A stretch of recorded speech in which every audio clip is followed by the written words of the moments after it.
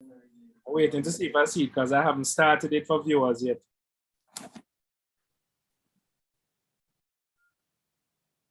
Got it. All right, so two things me gonna. Still don't see it come on yet. It's thing there. It just come up and I see Kiwanis Club of North St. Andrew. Schedule meeting. Hold on, mine is your phone you're going to be broadcasting from, you know. You remember YouTube has that option to broadcast and mine is start streaming from your camera on your phone. Is this regular? Is the same thing that I've done before? Yeah, sure, do it. Because I don't. It connect to the. Just come up. Yeah, and I see Kiwanis Club of North St. Andrew. Schedule meeting. Need to see it come up. Where is Ocean? Ocean can assist you with the secretarial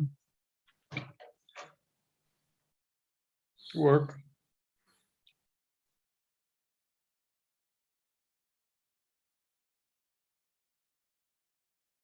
You started it? I don't say anything, you know.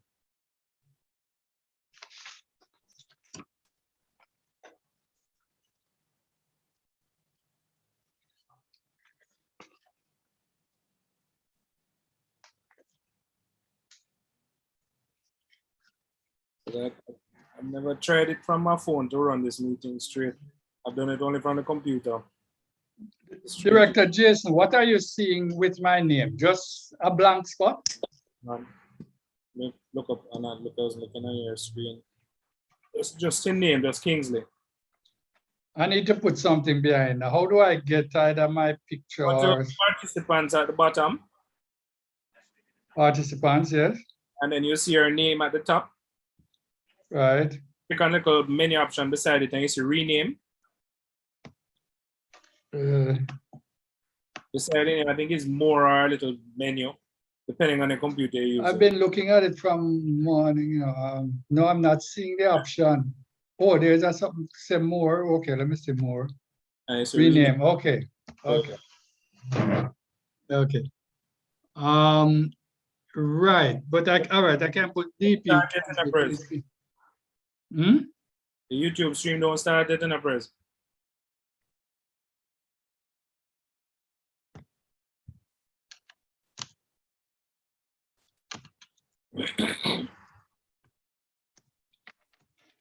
Let me a co-host press just in case you want to help you let people in when the time comes.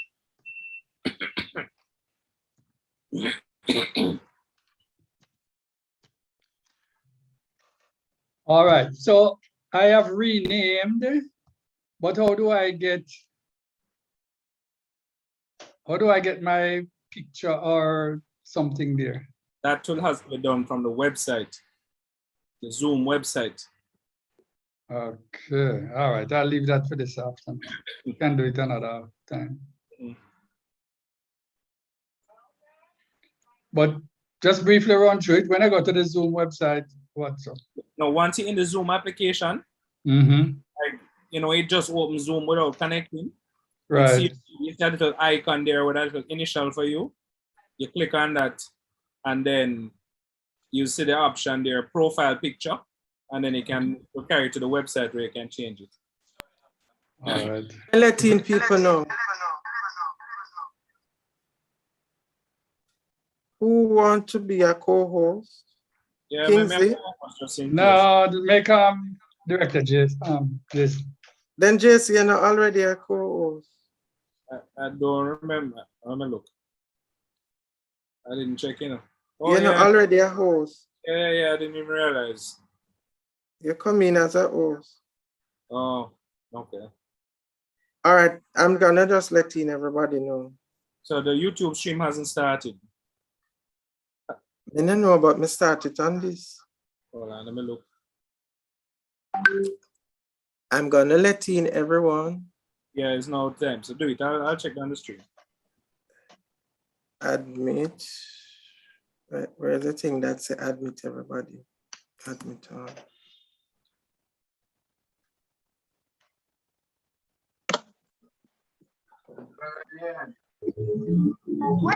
I don't even know. Yeah, go and start.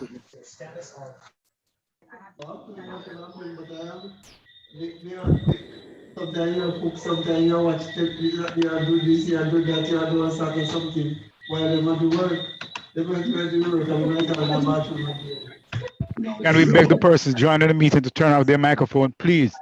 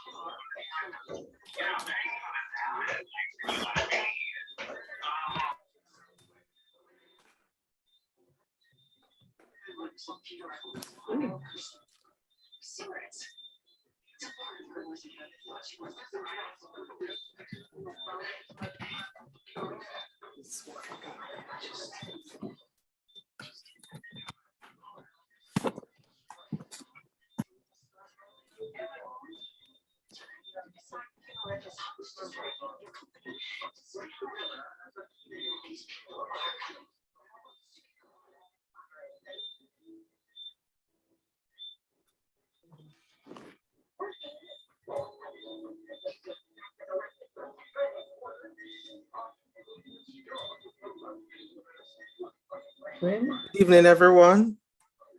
Thank you for. Good evening, Mr. President.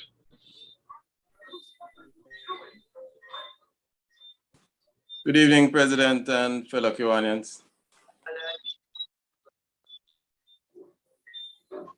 Good evening, President and fellow Kiwanis. Good evening, President and fellow Kiwanians. Good evening. Good evening. Good Yes, evening. Good evening. Hi, evening. We're going to begin now. Good evening, Apologize for the fellow Kiwanis. We're about. Good evening. We're about 6 minutes late. So, good evening, everyone. This meeting of the Kiwanis Club of North St. Andrew is called to order. We will have the playing of the national anthem, which I ask persons to stand, but we will also have for the opening, we'll invite Director Kenton for the invocation and DP Kingsley for the... President, could you start the recording, please? Okay, for the...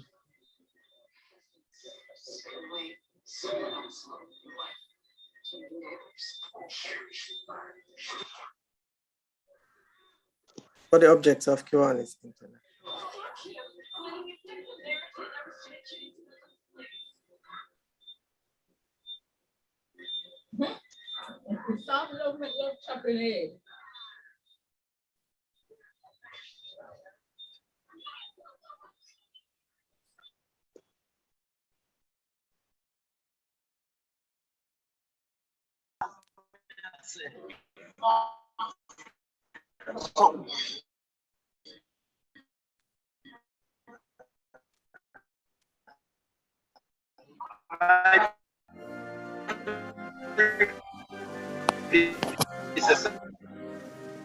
Try to put me in place.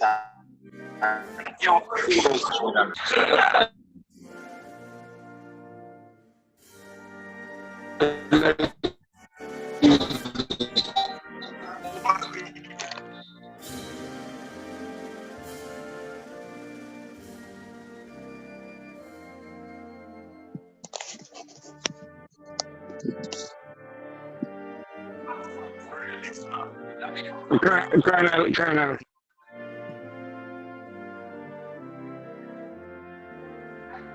Yes. I mean.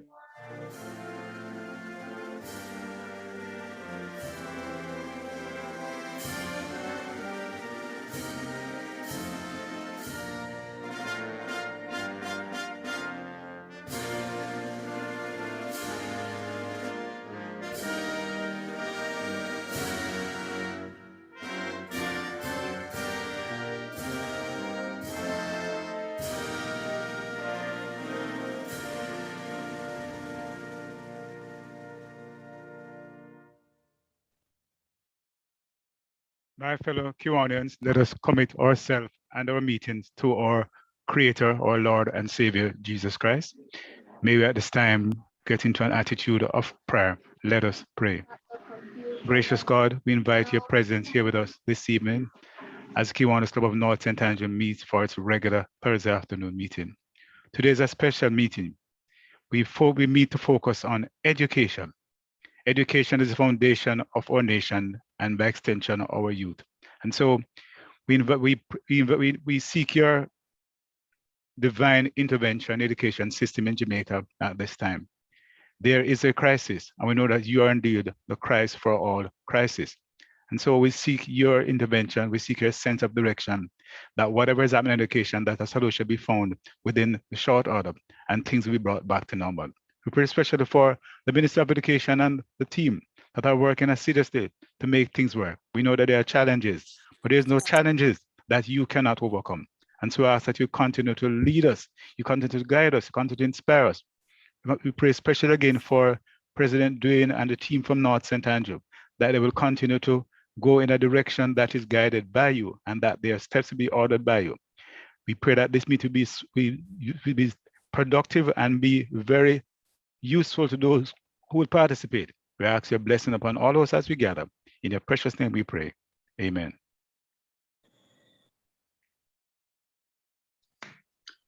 Good evening again, President and fellow Kiwanians. Please join me in affirming the objects of Kiwanis International. To give primacy to the human and spiritual rather than to the material values of life. To encourage the daily living of the golden rule in all human relationships. To promote the adoption and the application of higher of higher social, business, and professional standards, to develop by precept and example a more intelligent, aggressive, and serviceable citizenship, to provide through Kiwanis clubs a practical means to form enduring friendships, to render altruistic service, and to build better communities, to cooperate in creating and maintaining that sound public opinion and high idealism which make possible the increase of righteousness, justice, patriotism, and goodwill. Thank you, Director Kenton and distinguished President Kingsley. We will continue on our program. I just want to welcome each and everyone who is present with us. I know I saw Minister Favor Williams, and I want to especially acknowledge her and all Kiwanians and guests present. But to do the official welcome, I will call on President-elect Derek Brown, who will do the welcome and take apologies. Thank you, President. Good evening, fellow Kiwanians and guests. We're here again, another meeting night. So I'd like to use this opportunity to welcome everyone here and thank you all for coming. Just a little housekeeping. Please pay attention to the status of your microphone as we go along, to prevent it being unmuted and causing a distraction. So I impress upon you to pay attention to that. At my last check, I saw 3 LGs online. I just like to use this opportunity to recognize them, thank them for coming. That would be DLG Willie. Thanks for coming, sir. I also saw DLG Pam. Thank you, ma'am, for turning out. And DLG Allen. You're welcome. Thanks. I know DLG Gertrude is out there somewhere, but I didn't see her at the last point that I checked. So as we continue, the leaders of delegation, once I call upon you or your division or club, just state your club name, identify yourself, and the number of persons in your delegation. I'll start with clubs outside of Jamaica. Are there any clubs outside of Jamaica joining us this evening? President. Yes, sir. Yes, I am Director Royce Scarlett from the Kiwanis Club of Toronto Caribbean. We want to wish you a successful meeting. We have 8 in numbers, including Distinguished Lieutenant Governor Allen. Awesome. Welcome to you, Director Roy, and your large delegation. Thank you for coming. I'm sure you'll have a great night. Thank you. Thank you. Any other clubs overseas?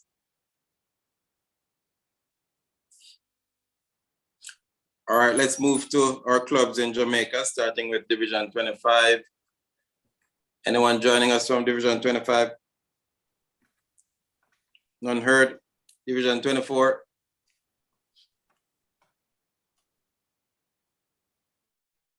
None heard. Division 20 Eric, West. this is Keith DS Keith from the Kiwanis Club of Discovery Bay, along with our President Marlene and PLG Cherry. Confirm your division for me. Division 24, Kiwanis Club of Discovery Bay. Okay, thank you very much for joining us, you and your delegation. Sit back and enjoy. You'll have a great meeting. Thank you. Good Any clubs evening, from President. 23 West? Good evening, President Dwayne. Division 24. This is Secretary Tamika Gray Rodney. representing on behalf of President Lorenzo. We are 4 in number, including IPLG Pauline Lewis Redway and a number of guests from the Sturgetown Primary and Infant School. Awesome. Thank you, ma'am. Thank you for joining us. Good to have you. I'm sorry. Good evening, PE Derek. Good evening. Bringing you greetings from the Kiwanis Club of Providence, Montego Bay, Division 25. We are happy to have received your invitation and we look forward to a very informative and wonderful evening. There are 5 members on at the moment and we expect others. Thank you. I'm DP Tessa. Thank you, DP. Thanks for joining us. You and your delegation. Happy to have you. Any other clubs, Division 25 or 24? Good evening. Good evening. This is Secretary Denise from the Kiwanis Club of Rambla Hanover in Division 25. I am currently alone. Members should be joining shortly.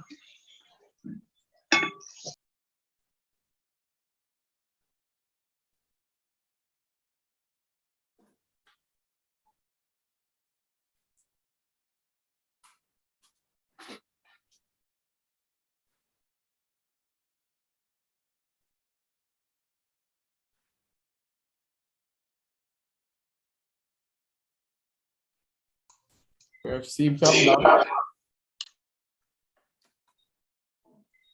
Derek, you're muted.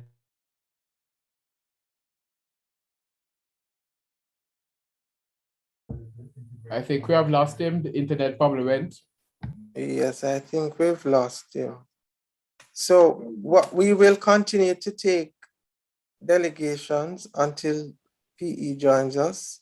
So I think we're still at 24 or we're at 23 West? We're at 24 now. 24. Any other members from 24? Okay, so we can move to Division 23 West. Thank you, President-elect Derek. I bring you greetings from the all the members of the Kiwanis Club of South St. Catherine. I have 3 members with me. The others are on their way. I am President Althea. Thank you. Thank you, President Althea. 23 President West. Continue. Would you like to try again? Christopher Humber from the Kiwanis Club of Spanish Town. I'm also the administrator for Key Club Jamaica District. I have with me some key clubbers. The bus from Spanish Town is on its way to your club meeting place, so you should have the gentlemen under the COVID protocol present this evening. We have moved our meeting place. I assume they have to fly to get here. Not a problem, sir. Okay.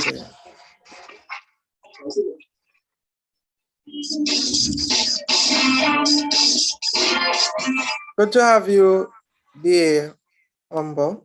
Any other from 24 West, 23 West?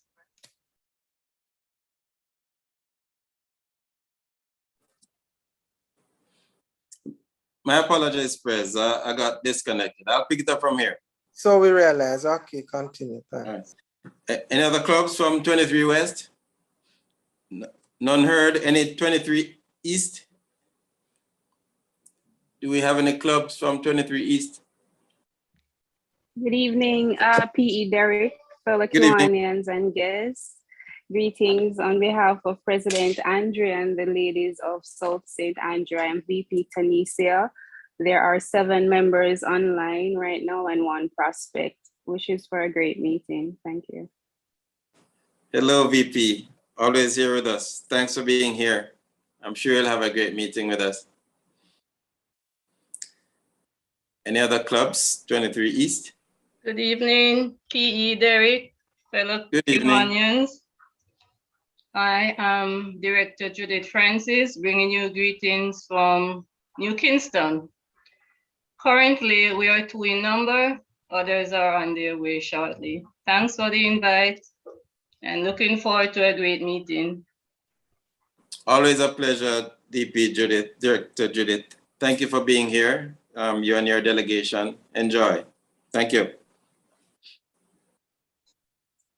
Good evening. Good evening. This is Secretary Nicole from Kiwanis Club 23 East Professional St. Andrew Online.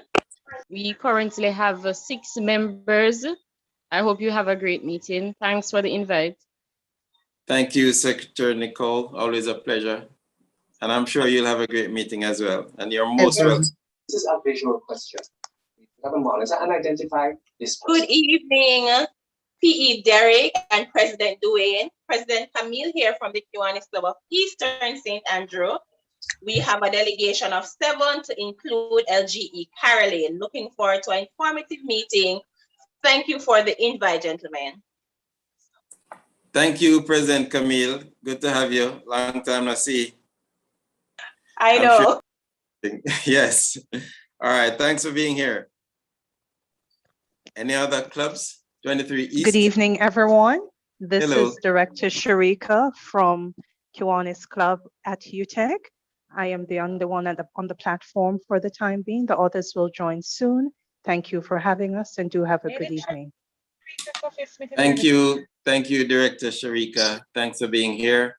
We are here, 4 of us are here, Sharika. We are 4 at this Oh, time. thank you so much. I was searching. So now it is 4 of us on the platform. And that was my president, Dr. Audrey Gittins. And we are from KC UTEC. Thank you for having us. Thank you, President, for stepping in. Thank you. Thank you. Thank you and your delegation for being with us. Have a great meeting. Good evening, Any other club? Derek. This Good is evening. VP Kendrick from the Kiwanis Club of Ligani. I'm the only one on for now, but I'm expecting the others to join. Looking forward to an informative meeting, and I wish you all the best. Thank you, DP, and hoping to see your delegation soon. You won't be disappointed. You'll have an excellent meeting with us. Thanks for being here. Any other clubs? 23 East.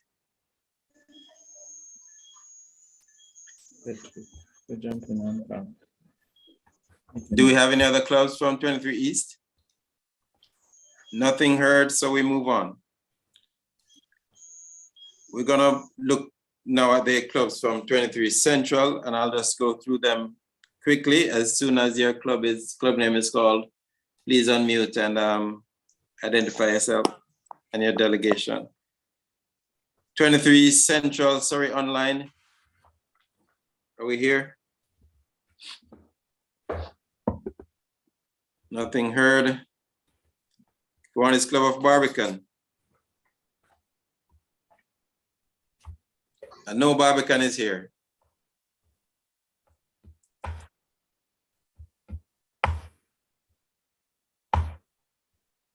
Nothing heard. Capital City.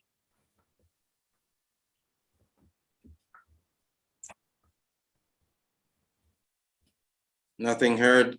Caribbean Emerging Leaders.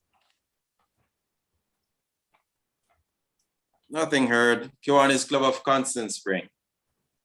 Good evening, PE Derek. Good evening. fellow Kiwanians and guests. There are 5 members currently from the Vibes Club. Of course, that's the Kiwanis Club of Constant Spring. We're always so happy to join you. Tonight is going to be a very important address from our minister. And so we're here looking forward to all that's to come. I should also tell you that I brought a special guest tonight, Mrs. Pauline Gregory Lewis, who will be with us, I'm sure, at some point in time on the meeting. Thank you for that, DLGE, Pam. Always a pleasure to have you. You're always welcome at our meetings. Well, you're always here. Thanks for being here and your delegation. Friends Across Borders. Good evening, President-elect Derek. This is President Chris. Happy to be here and thanks for the invitation. There are 5 of us with you this evening. Thank you, President Chris and 5. Thanks for being here with us. I'm sure you'll have a good meeting. It's a pleasure having you. Thank you. You're welcome. JTS St. Andrew. JTS St. Andrew. Nothing heard. Kiwanis Club of Kingston. Yes, good evening, P. Derek. Good evening. Fellow Kiwanians and guests, I'm President Paul from the Kiwanis Club of Kingston. We have 6 members in attendance, and I have 2 guests that are joining your meeting this evening, Delita McCallum and Nicola Barker-Murphy. Looking forward to a great meeting and a wonderful presentation. Thank you, President Paul, and your 6 delegation member and 6-member delegation and your 2 guests. Thanks for being with us. Always a pleasure to have Kingston in the house. Kiwanis Club of Stony Hill. Good evening, PE Derek. Good evening. I am DP Dennis from Stony Hill. I bring you greetings. I think I see 3 so far joining for this delegation, and I got promise from 2 more, so we should have 5 persons joining the meeting shortly. And greetings from my president, Pauline. She will probably join us later. Thank you very much. Awesome. Thank you for joining us, DP Dennis. Always good to have you in the house. Thanks for being here. Kiwanis Club of St. Thomas. Nothing heard. Kiwanis Club of Young Professionals, Kingston. Good evening, PE. Derek, this is PE Shauna from the Kiwanis Club of Young Professional, Kingston. Hi. With me, I have 3 other members. That's 4 for now. Happy for the invite. All right. Thank you very much for being here. Always a pleasure. Looking forward to the others joining. Young Professionals, St. Andrew.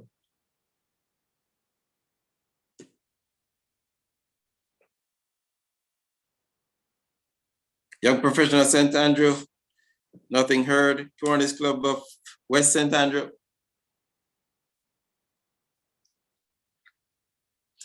Nothing heard. Do we have any guests of Kiwanians? I think a couple would have been mentioned previously by DLG EPAM and President Paul. Any guests of Kiwanians? Hello. Hello. I am Pauline Gregory Lewis, guest of DLG PAM. I've been here from the start. Thank you very much, Pauline. Nice to have you. I hope you're thinking of joining the movement. Well, I am actually a member of the movement, you know, and on a sabbatical. I'm actually associated with Kiwanis Club of First City. Okay, thank you. This is a lovely way to spend a Thursday evening. So thank you very much. Thank you. Good. Any other? Yes, we do. There are some members here from the Canadian Youth Parliament and the European Youth Parliament. Did you say the Canadian Youth Element? Yes, the Canadian Youth Parliament and the European Youth Parliament. Canadian and European. Ah, awesome. Thanks for being here. Thanks for joining us. Welcome. Any other There are guests some of Kiwanis? SLPs in the house. We're getting there. Don't panic. We're getting there. Any other guests of Kiwanians? All right, I guess that's it. So we move on now to our SLPs, and I'll start by asking if there are any faculty advisors online with us. Any faculty advisors? None heard? Good evening, everyone. Good evening. I'm Sandra Graham Mitchell, faculty advisor from Dunrobin Primary.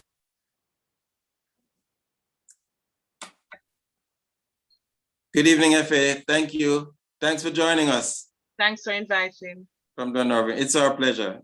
Good Hope you'll evening have a good again, meeting. PE Derek. I'm Good Christopher evening. Humbo, the faculty advisor for Wolmer's Boys School. Good evening, Christopher. Good to have you here. Thanks for joining us. Welcome. Good evening, PE Derek. I'm Marlon Lawrence, one of the faculty advisors. Member of the Kiwanis Club of Stony Hill. Thanks for inviting us. Good evening, Marlon. It's been a while. Happy to have you here. Sure. Thank you. Yeah, welcome to you. Thanks. Any other FAs in the house? Yes, good evening, PE Derek. Faculty advisor from Fort Morecambe College. Kirk Morris is the name. Good evening, Kirk. Thanks for being here. Thanks for joining us. Welcome. Good night, everyone. My name is Denise Bent, and I'm faculty advisor for Almond Hill Primary and Infant School. Good evening to you, and thank you for coming. It's a pleasure to have you join us. Any other FAs with us? All right, so we'll move on. PE. Good evening. Secretary Nardia here from Kiwanis Club of Rosal, Montego Bay, Division 25. We're off a delegation of 8. Awesome. Sorry for the late notice. That's all right. Thanks for joining us. You're most welcome. You're on your delegation. Thank you. All right, so good evening, PE Barry. Good evening. I am Secretary Teresa from the Kiwanis Club of Charlton, Alexandria. And with me this evening, we have President Ingrid, Kiwanian Chris, and Kiwanian Rohan. Good evening to you, Secretary Teresa. Thanks for being here. Welcome to you and your president and your delegation. It's a pleasure to have you. Good evening, PE Derek. This is Good evening. Denzel from the Kiwanis Club of Outermany, Western Jamaica. I didn't catch the name, sorry. This is DP Denzel from the Kiwanis Club of Outermany, Western Jamaica. That's Division 25. Okay, all right, thank you very much. Yeah, we are 3 number and we're happy to be joining you. Awesome, thanks for being here. Any key clubbers here? Key clubbers? Good night. Good night. Holy High School is here. I'm the president. We're currently of 11. We currently have 11 members here, 3 board members, including myself, and the others are key clubbers. Which club is that? Sorry? Holy Childhood Key Holy Club. Childhood. Thank you. Thanks for being here. Any other key clubs? Good evening. This is Shazani Barnes, the treasurer of the St. Andrew High School for Girls Key Club. Currently, we have 20 members with expecting more. Thank you for inviting us. Thank you, and you're welcome. We welcome you to our meeting and your large delegation as usual. Thanks for being here. Hi, good day. I am PE Derek, this is IPP Durban from the Kiwanis Club of Spanish Town. I am not sure if my president is online, but I know I heard DA Chris. So I'm sure there are at least 3 of us online. All right. But we look forward to an exciting and very informative meeting. Okay, good. And you won't be disappointed. Thanks for being here. Thank you. Good night. I am the secretary of the Woodmores Boys Key Club. There are currently 4 of us here, and we hope to have a good meeting tonight. You will. Thank you, Secretary of Woodmores. Thanks. Any other key clubs? Yes, good evening. This is President Sudan Curtis from the Camperdown High School Key Club, and we are currently 7 in number. Wishing you guys a great meeting, and I hope we learn a lot of information. Welcome, Prez, and thank you for being here. You will learn a lot, I'm sure. Any other key clubbers? Going once. Any Circle K clubs? Not a key club or Circle K, but distinguished Secretary Petrona here from Kiwanis Club of Vista, along with Kiwani and Orlando. We're 2 in number so far. And our President Takara and VP will be joining in about 2 minutes. Thank you so much for inviting us, and we're looking forward to a wonderful session. It's our pleasure, DS Petronia. Thanks for being here, you and your delegation. Thank you. Any Circle K club? Good night, everyone. President Kayla here from Charter Teachers College. We are currently 3 in number. Looking forward for an excellent meeting with you all. Thanks for having us. Thank you for being here, President Kayla, and welcome to our meeting. Any other Circle Ks? Good night, everyone. First VP Jaquan here from UA Mona Circle K, and we are currently 2 in number, myself and President Donique, and we are happy to be here, and hopefully we learn something new with regards to the move forward. All right, welcome, VP and your delegation. Thanks for being here. All right. So any other Circle Ks? None heard. All right. Thank you all very much for being here. I'd also like to personally welcome all the members of the Kiwanis Club of North St. Andrew. President, we have a total of 276 persons online up to this point, and I'm sure a significant amount of those are our members. So welcome to the members of the Kiwanis Club of North St. Andrew to another great meeting. I do have an apology for DP Norman, who's unable to make it this evening. Are there any other apologies from North St. Andrew? P. Derek, this is not an apology for North St. Andrew, but this is DP John joining you from Florida. Awesome, DP John. Always a pleasure to hear you. Thanks for being here with us. Thank you, DP. All right, Prez, I'll now hand over to you. I do recognize our guest speaker in our midst, but she'll be formally introduced in a little bit. So I'll hand back over to you, President. You'll be speaking to a total of 270 odd persons. So over to you, Prez. Thank you very much. Thank you, PE Derek. I see we're at 281. Just want to advise that we're also streaming live on YouTube. The link was posted in the chat, so persons can use it and share it if we get to the 300 mark. At this time, I'm going to invite Chairman John, who will just quickly do our birthdays, acknowledgement and recognition, and then we'll move into the main event. All right, thank you, Prez. Good evening to all Kiwanians present, all visitors, all SLPs.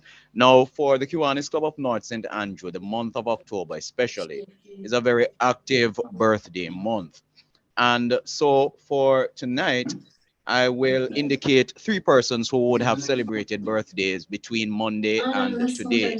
So on the 19th, we had PD Andrew James, who celebrated his. On the same day, we also had PT Richard Berger. And today, we have, of course, DP Vinroy. So most of the older Kiwanians would be very much familiar with the contribution of DP Vinroy. So we want, as usual, to celebrate with our Kiwanians. And of course, we do not take them for granted.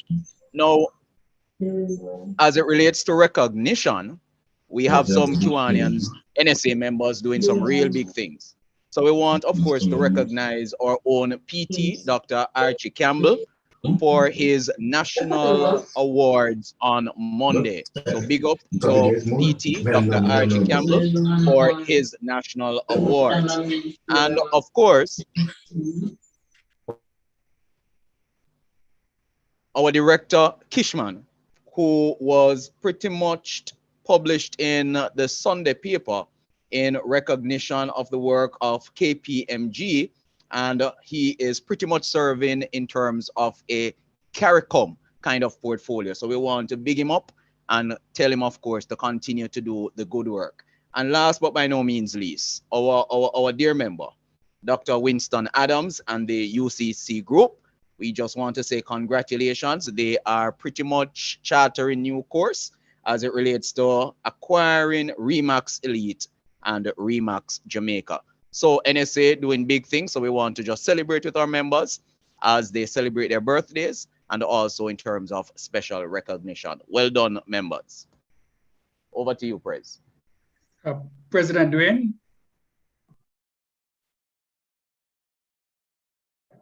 Yes, President? DP Mark, DP Kingsley. Thank you, Chairman John. I just wanted to assist Chairman John by advising him that one of our members got married today. Oh, yes, yes, yes. Kenrick. PVP Kenrick Harriet. Mr. and Mrs. Harriet. Mrs. Harriet is from Kiwanis Club of East St. Andrew. Yeah. Thank you, and we congratulate. Congrats, Kenrick. Congrats. Yeah, we should give him a big round of applause. Yes, Natasha and Kenrick, great job. Congrats. Yes, absolutely. So Chairman John, at the close to the end, you will give us an update Definitely, on the definitely. teams, the Of course, PLG the team. PLG competition, definitely. Right. Thank you. So we are now at the main event. It's time to hear our Minister of Education, Youth and Information present this evening. Before I invite the Director Kishman, who was bigged up earlier, to do the introduction, I just want to acknowledge our LG Rosemary, Rosemary Henry, who is the Lieutenant Governor for Division 23 Central, which our club is a part, and we acknowledge her. So I'll invite. Thank you very much. Thank you, LG, for being here. Director Kishman, you can go ahead with the introduction.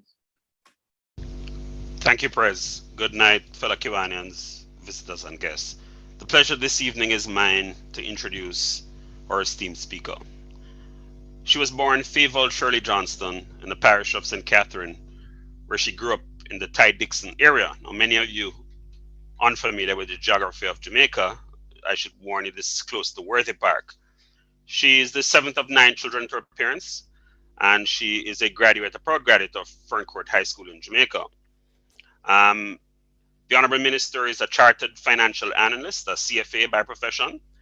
She has an MBA with concentration in finance from the Wharton Business School at the University of Penn, and she has a BA in economics from the Harvard University in Cambridge, Mass. Now, while those are the highlights, there's certainly a story behind this that I'd like to share with you. And the story that I have put together is that Favold she started a working career in Jamaica with the Bank of Nova Scotia, where she worked for 3 years, and then migrated to the US to be with family, where she then spent the next 20 years receiving her undergrad and grad education. She got married, she gave birth to 2 beautiful girls before she decided to return to her native soil in 2002. Now, while she was in the United States, she was up to quite a bit. She worked with the Northwestern Mutual Life Insurance in Wisconsin. She worked with the Equitable Real Estate Investment Management in Chicago. She worked as an information system analyst with Morgan Stanley. She served as vice president of Wilmington Management Company in Boston. And she also served as senior vice president at Putnam Investment in Boston. Now, after blazing a trail of glory in the finance and investment world in Jamaica, we should be quite fortunate that Favold decided, qualified, energetic, and vibrant, to return to serve the country from when she derived her birth and infant nurture. And her first assignment in Jamaica was some consulting work with the Financial Services Commission. And she published quite a bit. Some of the working papers include stuff around regulatory framework for private equity funds in developing capital markets. And then her stint, which many of you would see her in national limelight at Jamaica, the JMMB. And she started work with them early in 2002 in a consultancy capacity. And very importantly, led them through their initial public offering in 2004. Mrs. Williams later served as the Chief Investment Officer of JMMB from March 2005 to September 2007, with investment responsibilities spanning the trading department, investment research, and pensions. And perhaps what you might call her crowning achievement was the work that she did with the KP REIT, Kingston Properties Real Estate Investment Trust. And she served there for quite some time as the executive director of KPRT from 2008 to 2015. And she was very instrumental in the development of Kingston Property. Those of you who followed this story know she was there from, it was called Carlton Savannah REIT. That was Jamaica's first real estate investment trust. This is a lady who has a lot of firsts behind her name.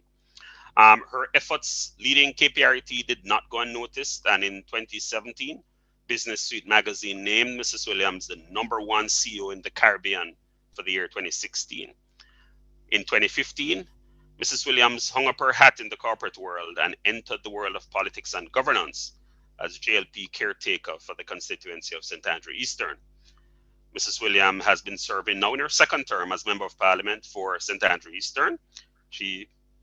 Her first term started in March 2016 when she became the first female Member of Parliament for the St. Andrew Eastern constituency. She had previously served the Minister in the Ministry of Science, Energy and Technology, as well as Minister without portfolio in the Ministry of Finance and Public Service. She has the enviable distinction of being the first female to be a minister in the Ministry of Finance and the Public Service, and the first female Minister of Science, Energy and Technology. She is married to business mogul Leah Williams, and together they have 2 children. Fellow Kiwanians, ladies and gentlemen, I know you are eagerly awaiting our presenter, but by now you must be perhaps wondering, like I was, why Prime Minister Holness has not asked Mrs. Williams, the Honourable Minister, to serve as our Finance Minister.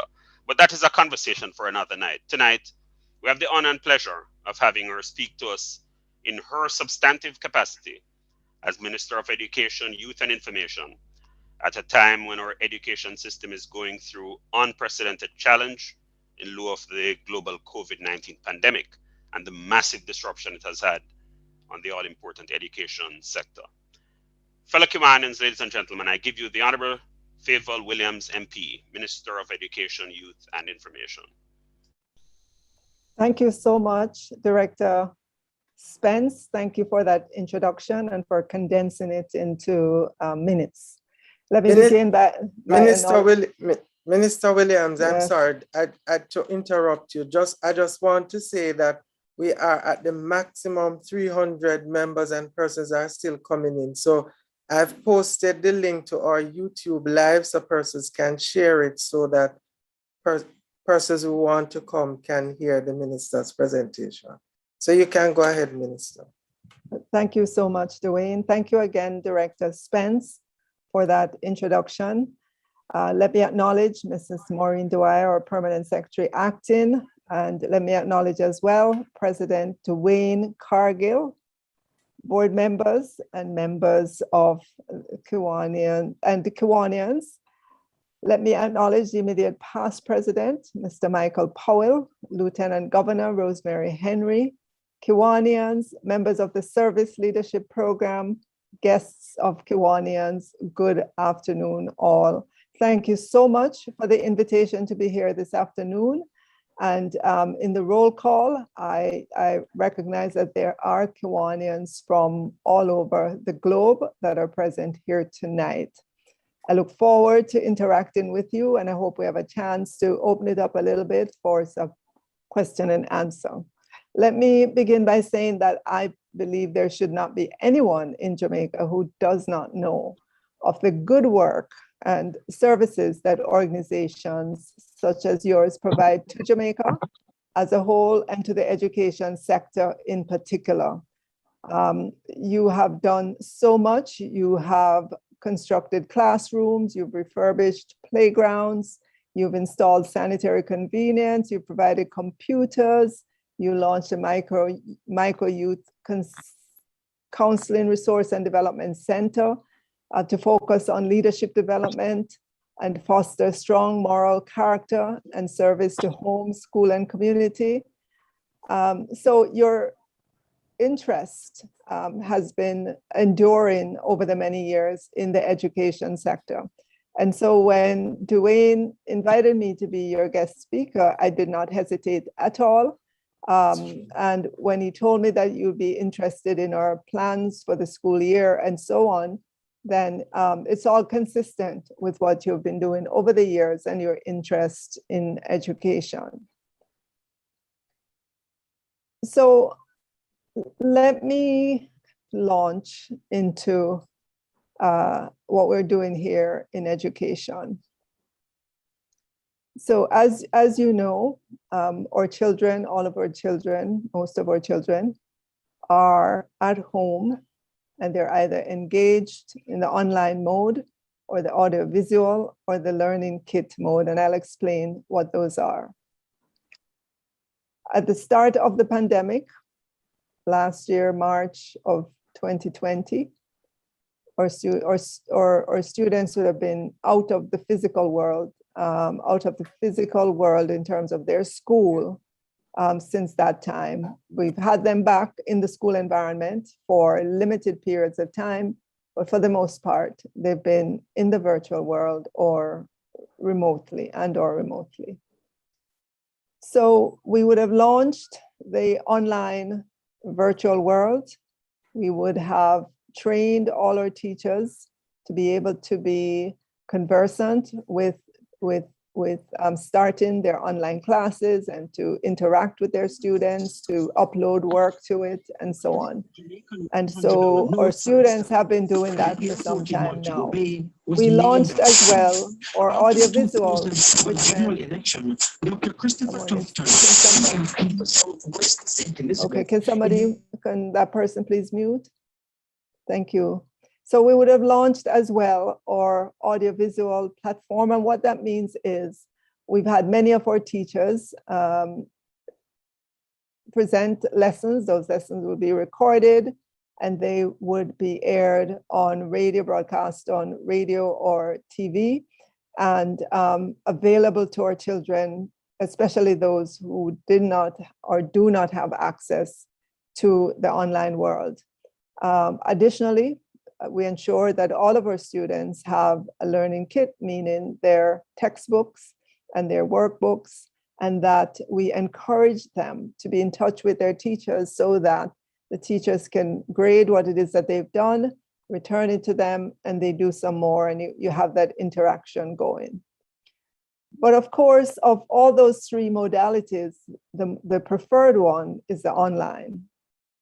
And so for those of you who live in Jamaica would have noticed the major effort on the part of the ministry to get and distribute devices to our students. And during the course of the last school year, we would have distributed some 130,000 devices to our students in the form of tablets or laptops. Our focus has been on those students who are most in need, and those would be our students who are on path with the government assistance. And so we would have ensured that at least in our primary schools, that those path students would have a device. And we are in the process of doing more procurement to be able to hand over more devices to our students. We recently handed over laptops to our path students in high school, and we're continuing that effort. Additionally, we reached out to corporate Jamaica, both individuals as well, and our diaspora to come on board and help us. And that initiative is called the One Laptop or Tablet per Child initiative. And we've had great success. At last count, I think we were up to probably about 15,000 devices that we would have gotten that way and would have already distributed to our students. Additionally, the government made available to families who are needy families, they're not necessarily on path, would have made available to those families, some 36,000 families, $20,000 to be able in contribution to a device. So they could buy a tablet or put it towards buying a laptop for their child. And that program just ended, and there's still some persons who have the vouchers and they have not redeemed it yet. So we're encouraging them to go ahead and ensure they get the device for their child. So in terms of devices, that's what we've been doing. And so a lot more of our students are able to access education using the online mode. We know that in Jamaica, connectivity still remains an issue, especially for students who live in the rural areas. But nevertheless, there's been a proliferation of public Wi-Fi hotspots and so on. And I know that the Ministry of Science, Energy and Technology has been working to ensure that we get better connectivity across Jamaica, but in particular in our schools. There's a significant effort underway that includes the Ministry of Education, Youth and Information, Ministry of Science, Energy and Technology, the Ministry of Job Creation, and some in the private sector to look at the needs of our school, connectivity needs of our school, and begin to do that work to ensure that they have proper connectivity. Because when we return to the face-to-face mode, we know already that we won't be able to bring all our students back all at once. There are some limitations, some physical limitations in classrooms. And so we have to get used to using the blended mode in which some children will return to school and others will be online, and then you rotate them so that everybody has a chance to be in the face-to-face mode. So that is what we are looking forward to and are working on, so that schools have adequate bandwidth, adequate connectivity to be able to do that. So this school year started again in the same mode with the online, the audiovisual, and the learning kit. We started at a better place this school year than we did last school year in terms of the number of devices that are in the hands of our students. So whereas last school year, we would have started with about 18,000 tablets in the school system, plus any that our students would have had in terms of having gotten those from their parents or family members. Whereas this school year, we're starting with at least 120,000 tablets and laptops in the hands of our students. Additionally, our teachers would have gotten a tablet as part of their heads of agreement some time ago, and they were able to use those. But we're pushing forward now to ensure that our teachers get laptops. And in short order, we will be distributing some 5,000 laptops to our teachers in our primary schools. At the end of the day, all of them should have a laptop. So those are the things, those are the initiatives that we're working on right now. Just recently, just last week, you might have heard that we published, the overseas, let's just say the students in our high school who had taken their exit exams, the CSEC and the CAPE, would have gotten their results last Friday. And on Tuesday, I would have announced those to the country. And just to give you a sense of what the results were in terms of CAPE, which is the sixth form exit exams, some 12,234 students would have entered and taken the Unit 1, while 7,153 students were entered for Unit 2 for CAPE. When you look at the results in 17 subject areas, we saw where 90% or greater of the students had passes in 17 subject areas. In one subject area in French, 100% of the students who took that got passes, and so on. In CSEC, some 30,000 students registered for the CSEC, which is a Caribbean Secondary Education Certificate. And of the 30,188 students who registered, some 27,789 or 92% sat papers across 34 subjects, ranging from agricultural science to principles of accounts. And when we looked at those results as well of the students who sat the exams across the 34 subjects, 85.8%, almost 86% of them received passing grades in the subjects that they took. So in the passing grades, there would be a 1, a 2, or a 3. We did notice, though, that there was a significant fallout in terms of mathematics. This year, only 38.2% of our students passed mathematics. And that is, when you look at prior years, that was a significant decline. So we know that we have a lot of room to make up. We know that it's because our children have been out of the physical, the face-to-face environment, especially in maths. Maths needs the guidance, needs the teacher to be there. And we would have seen the fallout there in mathematics. There was some fallout in English language, but not as significant. 73.3% of our students had passing grade, compared with 85.1% last year. So going forward, in terms of how do we make up the lost time, how do we make up the gap, and then how do we push forward from there?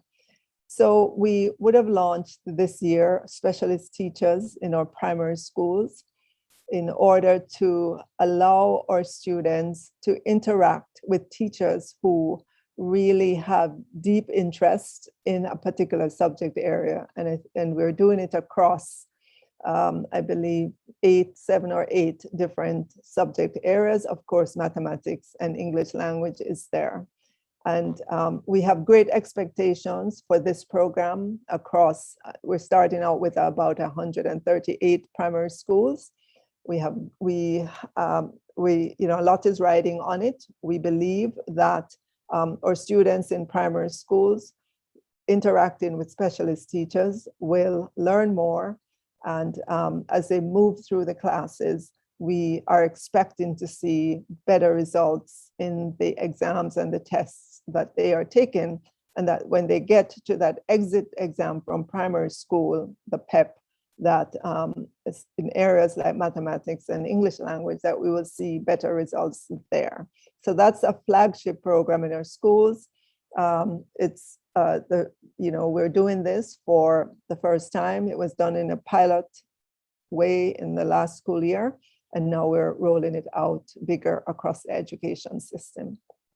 Additionally, we launched the 7-year high school, in which all our students now, instead of just graduating from grade 11 and going off, trying to find work someplace or trying to find, other things to do, we are saying to them, please, stay at your school and do 2 more years. Traditionally, it's been the best and the brightest that have continued to sixth form to do their CAPE or, advanced studies and then go on to tertiary institutions. But we are encouraging students who get through to fifth form to continue into sixth form. And we have created 2 new programs for them that will give them more skills during the 2 years that they're there, so that they're more prepared for the world of work, or if they choose entrepreneurship, or if they choose to go on to higher education. So this is also a first for us in Jamaica, and we have great expectations as well for that program. We talked about and will be implementing, as soon as our children are back in the face-to-face mode, and national homework and national extra lesson classes to help to make up the gap in our children, because we know that they would have lost quite a lot in terms of the time that they've been out. So we will get that going once we're back in the face-to-face mode, where our children can have extra lessons. Extra lessons has been a staple in the Jamaican education system, but unfortunately, it's been only available to parents who can afford to pay that extra money for extra lessons. Because those parents know that it is not enough to send your child to school, at 7:30 a.m. until, let's say, 2:30, with the breaks in between and so on, and expect the child to be high performing. So they ensure that their children get extra lessons. We're saying that the government should step in and ensure that all our children across Jamaica have access to additional time on task with their lessons and with skilled tutors who can help them in terms of helping them with their homework or giving them extra lessons, whether it be in the physical world or in the online world. And so you will see more of this as we move through the school year. Additionally, we believe that having uniformed groups in our schools, more of them, many of our schools now do have uniform groups, but we want to have it more organized across our schools to begin to help our students who didn't have a chance to be exposed to uniform groups, to be able to join them, to be able to actively work with their peers on projects, and also to learn how to show up early in those groups. They get some discipline as well. And we're looking forward to the further rollout of those uniform groups across our school system. This year as well, come January, we will be introducing character education in our schools to help our students in terms of their behavior, their interaction with their teachers in the classroom, their interaction with other persons, their peers, as they travel from home to school, school to home. When they get home, how will they be to help to teach them those values that they may not have been taught in the home. And in long ago days, when children used to go to church, they might have gotten it there. Now a lot of children don't go to church, and so they're missing some of that. So we are planning to teach more of that in our schools in order to influence the behavior of our children as they grow up and become adults in Jamaica. For our teachers, we have introduced our repository of lesson plans. And if you're not in the education sector, that might sound far out or something. You might be saying, what are lesson plans? But if you're in the education sector, lesson plans are very important. But it's not something that many teachers love to do because it takes time and effort. And you just have to sit down and be diligent and detailed about it. So we've introduced a repository of lesson plans online, and we're building it out so that there's a lesson plan for every subject that's taught in every grade across Jamaica. What is the significance of that? The significance is that the lesson plans that are put together by the ministry will be in line with our national standards curriculum, which we have for all our schools across Jamaica. It's a national curriculum that we have in Jamaica. And so the lesson plans will be more in line with that. So if you go to a rural school, a very rural school, and you visit a school in Kingston, a primary school in Kingston, let's say, you should see the teachers in both those settings, whether it's the deep rural Jamaica or in Kingston. If you observe them, they should be teaching the same content about the same subject to the students. And that ensures that there's alignment, and that just because you're in rural Jamaica, that you're not getting less than students who are in better off areas of Jamaica.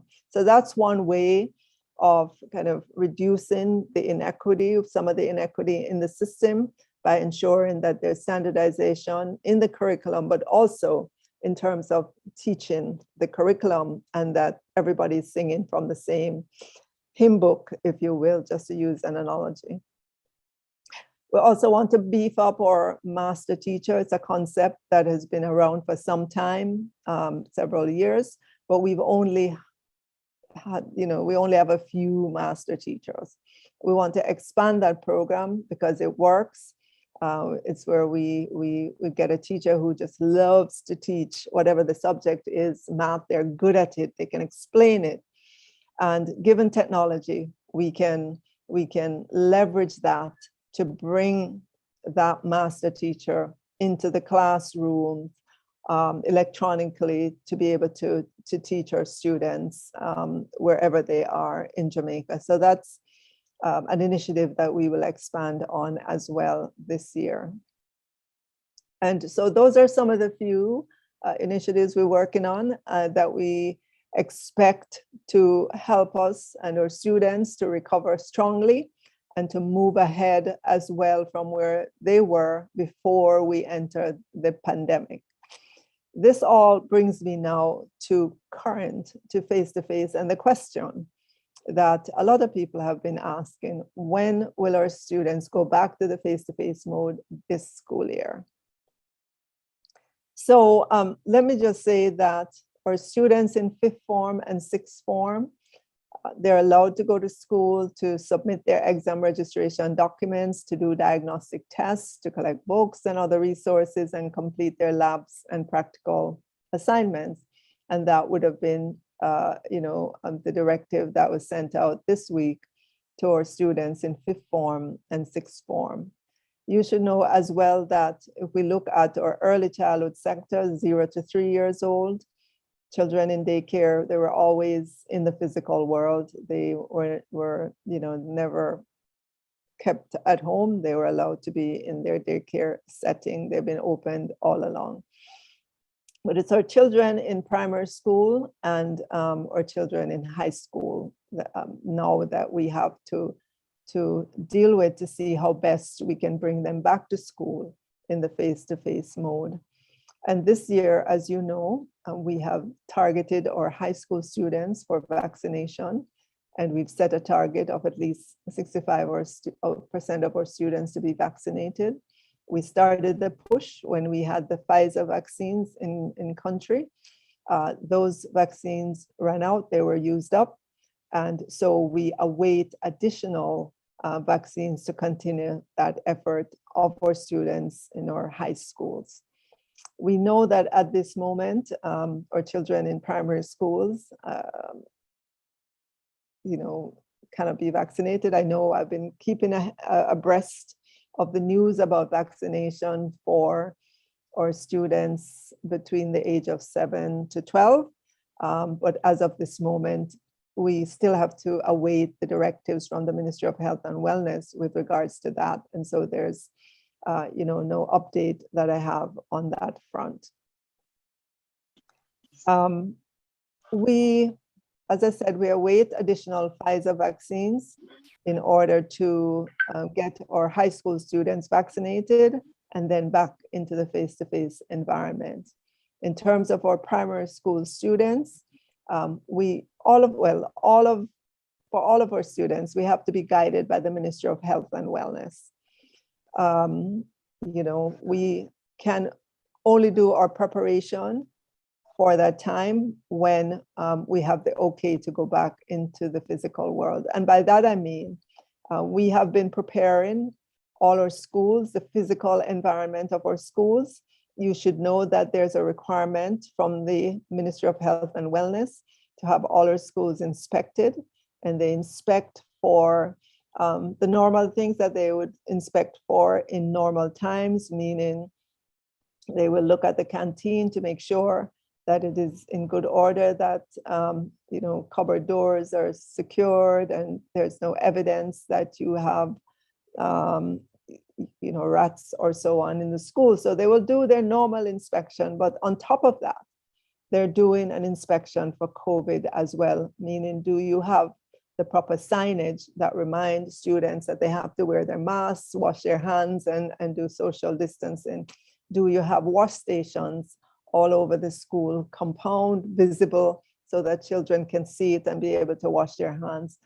Do you have a room where you can isolate a student if a student shows up and having taken the temperature, you may notice that they have raised temperature, and so you want to put them into a room to hold them until the nurse, we can get medical assistance and so on for those students. So those are some of the things when the Ministry of Health and Wellness does its inspection, that it will not give the school a satisfactory mark unless just the checklist of things are in place. So we have been doing that. We have been ensuring that we are ready for that moment when we're able to go back into the face-to-face environment. And so the Ministry of Health and Wellness has been making their rounds. Additionally, we have been ensuring that the maintenance in our schools in terms of if there's a leaky pipe or a leaky roof, or there's a school that needs fencing, or we've been dealing a lot with termites in school and so on. So we have been doing that preparatory work so that when our students come back in the physical environment, they'll be ready. Students and teachers will be ready to go, and we don't have a hitch in terms of that. So that's what we've been doing in the meantime to ensure readiness. Like everybody else in Jamaica, we'd love to see our students back into the face-to-face environment, but we are well aware that it's a health crisis that we are in. And so we have to work hand in hand with the Ministry of Health and Wellness. I know we all are very concerned still about the positivity rate, which is in about the 20% range, which is still very high. The Ministry of Health and Wellness has indicated that the benchmark that as a country that we should aim for would be, a number 5% or below. Obviously, this is going to take the effort on all our parts as Jamaicans in terms of getting vaccinated. We've held many sensitization sessions on our online platform for teachers or administrators or principals or parents. And each time we max out at about 1,000 persons on, and we've had many of those sessions. We bring on health professionals to allow our teachers or parents to ask questions, any questions that they have about the vaccination. And we are continuing our efforts there because we realize that persons are hungry for good information, and so we will do that. But despite the many efforts, despite the proliferation of places to go to get vaccines, despite having an abundance of vaccines, we're still at a low level of vaccination, relatively speaking, and that is hampering the efforts of the country to really open back up strongly. And certainly it's hampering us in the education sector. But like I said, we continue to ensure that we do what we can in this environment. We will continue our efforts to ensure our students have devices, to ensure that we continue to beef up the connectivity that we have, to ensure that we continue to put lessons out so that students have access to it, and continue to work with the Ministry of Health and Wellness so that, when we're able to get back into the face-to-face environment, that we're ready to do so. And we anxiously await that moment. So I'm going to pause here and maybe Dwayne, allow 10 minutes or so for any questions and answer, if that's okay with you. Yes, thank you, Minister Williams. Yes, we will take questions. I'm going to ask persons if you have any question, if you just raise your hand. But as I said, Minister, we have persons on YouTube. One person, I know you addressed it somewhat, and Nasim Green, she was asking that 5 to 11-year-olds are looking to become a part of the population that can be vaccinated. Is Jamaica going the route? Is Jamaica going that route as soon as the approval is given? And then I'm seeing our immediate Lieutenant Governor Deborah Manning is saying that she likes the idea of having standardized lesson plans. So I don't know if you want to, I know you addressed it in terms of Nasim's question about the 5 to 11-year-old. Right. So again, when I say we work closely with the Ministry of Health and Wellness, we do in terms of the conversations we have, the questions we ask them, because we too, we're hearing the news from abroad and we're following it. In Jamaica, in terms of vaccination, children up to age 7 must be vaccinated in order to attend school, so that up to age 7 would fall into that 5 to 11 range. So we await guidance from the Ministry of Health and Wellness with regards to that. And as soon as we get that guidance, we will be sending it out to our schools or to our regions. Okay, finally from YouTube, one of our past director, Donald Terrelong, is asking, what are the means of communication for reaching the diaspora? A lot of us in the diaspora are left out who really want to get involved. Okay, so in terms of the efforts that we've launched in the education sector, we have utilized the Ministry of Foreign Affairs and Foreign Trade to reach our diaspora through the consulates that they have across in different countries. And I know that the consulate in Miami would have put on a telethon to help to raise some funds to help with the purchase of devices. Consulate in New York has been going full out in terms of appealing to friends and relatives in the New York and other states that they cover. And I know that the ambassador in Washington has been having her own set of activities as well to help us. So that's the formal avenue through which we would communicate with our diaspora. And I know we try to keep abreast with what's happening there. And I know when we were in the face-to-face environment, there used to be conferences here in Jamaica and so on. But right now, the primary avenue has been through the Ministry of Foreign Affairs and Foreign Trade. Okay, and there are two hands. I'm seeing Akeelia Anderson and Director Kenton. I'm going to ask them to go in that order. And I know there are members from the media who are on. We just acknowledge and welcome them. Akeelia, you can go ahead then, Director Kenton. Okay, thank you. First off, let me start by saying good night to everyone. I have two questions for Ms. Fela Williams. First one is about, do you have an idea about when are we going to go back to school? Because I heard you mentioned earlier, we're going to have a blended mode for face-to-face. So do you have an idea of when that's going to be? Ask the two questions. The second question is relating to path. So I have a cousin that lives at the border of St. James and St. Elizabeth, in a community called Niagara. And her mom is trying to get her, my aunt has been trying to get her on the PATH program for a while now, and she hasn't been able to get through. So I'm wondering what should be done, what is necessary, the precautions that need to be taken, etc. Thank you. Okay. All right. So getting on the PATH program, they would have to go through the Ministry of Labor and Social Security.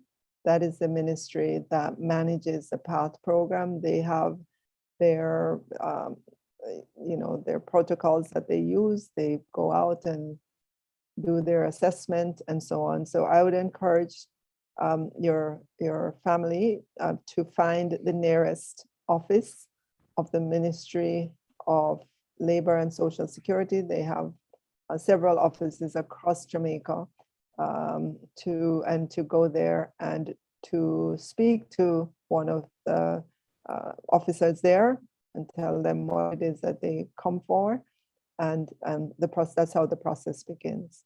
In terms of your second question, if we have any idea of when we'll be back in the face-to-face mode, I can only say I am hoping that that will be soon. But again, remember that we are in an environment in Jamaica where we have a relatively low vaccination rate among the population. And at this moment, we have still a high positivity rate. So we're not in a good place just yet, where we could say, where we would have that confidence to send our students back out into the face-to-face world. But again, Ministry of Education, we stand guided by the Ministry of Health and Wellness. We work closely with them because this is a health crisis that we're going through. Sorry, I can't be any more specific than that tonight, but based on the information that we have, that's the best answer that I could give you today. Okay, thank you. Okay, Minister, there are three hands up, so I'm going to take these as the three last questions. Director Kenton, I'm thinking this is a Prospect Christopher and Mrs. Pauline Gregory Lewis. So we can take them in that order, please. Thank you, President Dean. Good evening, Minister Williams. Thanks for stopping by. Sure. I have vested interest in education, so I'm going to ask you two pointed questions. First one, what is the ministry's projection regarding the availability of tablets in primary school? And my second question is, I grew up on the subject of civics. Does the ministry have plan to bring back that subject into the curriculum? Thank you. All right, good. I'll take your last one first. We get a lot of questions about civics. And when I say to people, we do teach civics in school, they look at me in disbelief, like they don't believe that it happens. It's just that it is, you know, fused or infused into the lesson. And I think we should pull out the civics and make it a discrete subject, so that when I say we do teach it, we can say yes, and we have civics 1 and civics 2 and civics 3. But there, it is taught currently, but I agree with you. We need to look and see how we can make it a discrete subject. And the important thing, though, is that the content needs to be tested. We find that students, and I'm sure you know this when you were in school, if something wasn't going to be on a test, you would give it less time than other things. And I think in order to help our students to really understand the concepts and so what we're trying to teach them in terms of physics, not civics, sorry, not physics, civics, you know, we're going to have to do that, make it a discrete subject and make sure there are elements of it that's tested. And then your first question was devices in our primary schools. We have focused a lot on our primary schools. And I know to date, every PATH student in our primary schools should have a device. We have, we're doing other procurements for children who are not on PATH, and we will be distributing to our students in grades 1 to 3. We'll be distributing tablets to them. But again, it's PATH students. And then whatever we get in through donations from the diaspora, from corporate entities, we give those to other children, the children who are not on PATH. So we do have a focus on ensuring that every one of our students has a device, because we know that technology is here to stay. We want our children to develop skills, technological skills, as they move through the different grades and into high school. We know that the path that technology is taking, it's going forward, it's accelerating, and that we don't want our children to be left behind. So it's a matter of time. As I said to you, we started this school year at a much different place than we were when we started last school year. 18,000 tablets then versus something like 120, maybe 125,000 tablets and laptops in our school system this year. So we're at a much different place, and we will keep adding to that as we go, you know, into the year. Okay, so Prospect Christopher, then Mrs. Gregory. Minister, I'm seeing a question from DP Janet as to if a school achieves 65% vaccination rate, can that school be allowed to resume face-to-face? Right, so that's a target that we set for our high schools, and that remains the target. So that's why you can see how anxious we are to get the additional Pfizer vaccines. Okay, so DP Janet, that's your answer. Prospect Christopher, go ahead. Good evening, everyone. Good evening, President. Good evening. Dwayne. Yes, last year, I think it was the latter part of last year, the Ministry of Education partnership with Flow and I think Digicel to allow to decrease the rate of data. And they introduced some packages where students were allowed to purchase data at a cheaper rate. And the fact that the positivity rate of COVID is still on a high, we would have loved if this partnership continues so that these students, because believe it or not, there are a lot of students who are unable to log into the internet because of a lot of issue, connectivity, lack of device, and the list goes on. So I would have loved, Minister, if you could, take it back to see how best the Ministry of Education can partnership with those entities so that this can be resolved. Okay, so we will look into that again to see if we can get them to introduce those packages again. But also we want to remind all our students that if you're having problems connecting and you can't get onto the online, we're asking you to use the other two modalities. In the meantime, all three are available. We understand that you might not have the connectivity, you might not yet have a device. And that's why we are saying, please, the schedules of the classes, the schedules have been published, so you know what time something is coming on television or on radio. This school year, we launched our 24-hour Ministry of Education channel. So where we have recorded and live lessons playing. You can find it on, if you're out in rural Jamaica, you can just move through your channels and you should be able to find it. That you don't have to have cable in order for you to access that. And so we've been telling our students to try these other modalities if they don't have online, so at least they get something and rather than staying at home and not having any access to anything. But I understand the attractiveness of the online system because it allows, interaction with the teacher, allows interaction with your other friends in the class and so on. So I understand the attractiveness of that. We're working as fast as we can to get more devices into the hands of students and to get better connectivity. And of course, I'll go now to speak with Flow and Digicel to see what kind of packages we can get them to introduce for students. Thank you, Minister. Mrs. Gregory, you are the final person. Go ahead. Thank you so very much, President Dwayne. And thank you so very much, Minister, for your very informative presentation this evening. I know the main thrust is that of COVID because it is the clear and present danger that we are all in.